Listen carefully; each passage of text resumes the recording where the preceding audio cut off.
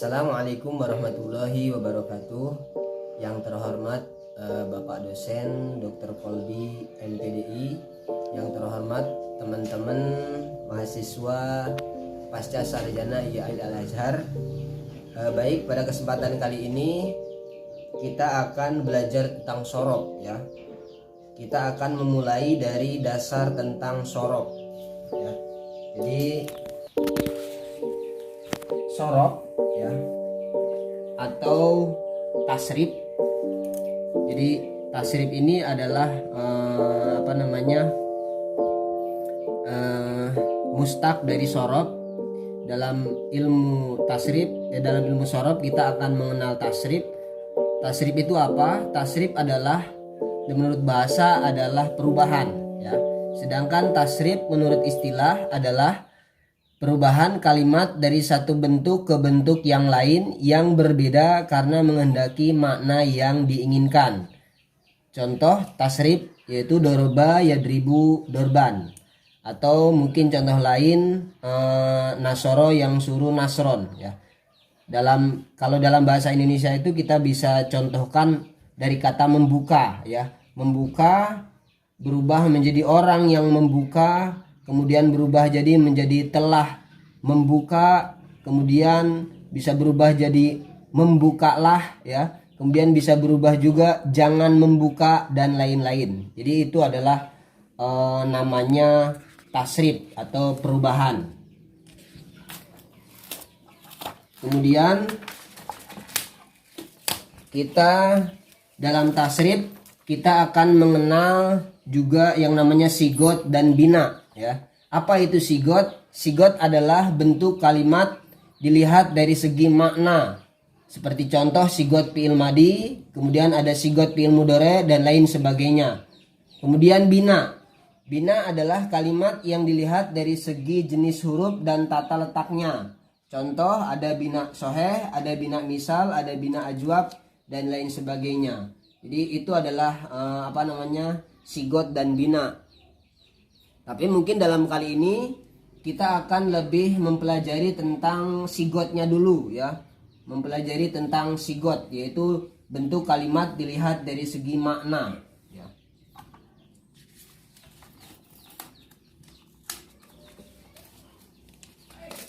Kemudian kita akan lebih memfokuskan kepada tasrif dan sigot ya.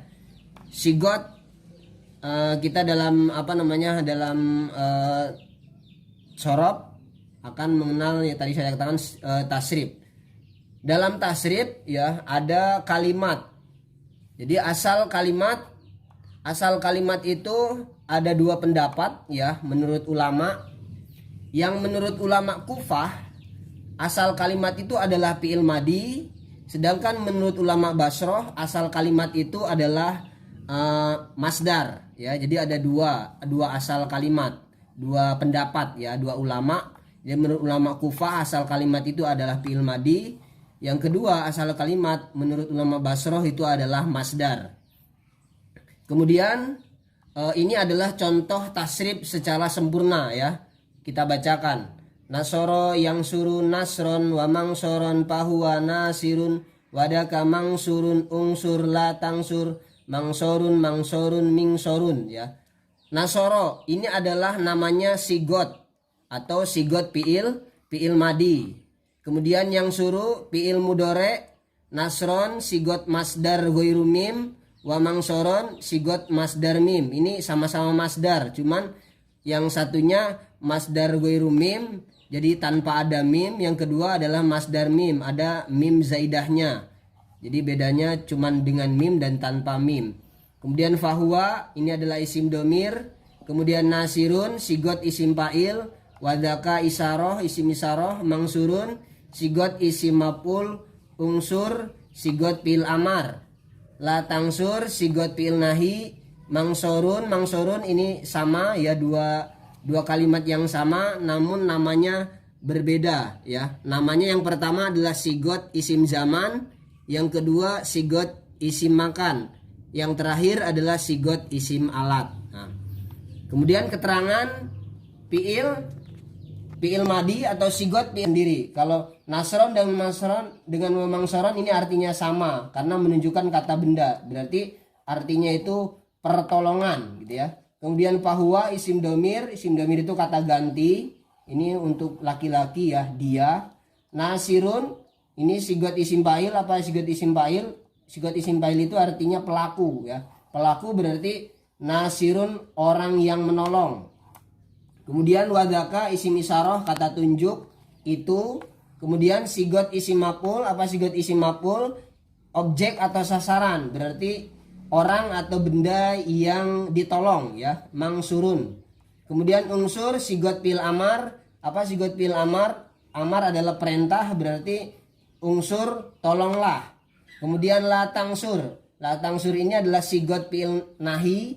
Nahi itu artinya larangan, berarti janganlah menolong.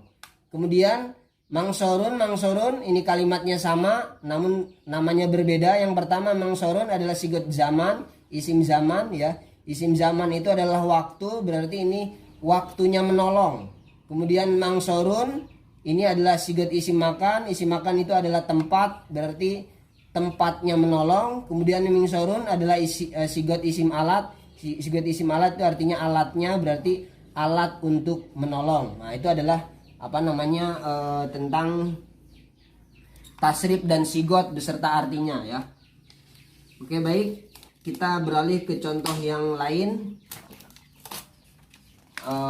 lebih mendalam lagi yang tadi ya. Contoh tasrif atau arti dilihat dari artinya. Fataha artinya ini arti pokoknya membuka ya. Fataha tadi fi'il apa? Namanya adalah sigot fi'il madi. Fataha telah membuka. Kemudian yabtahu mudhore sedang atau akan membuka.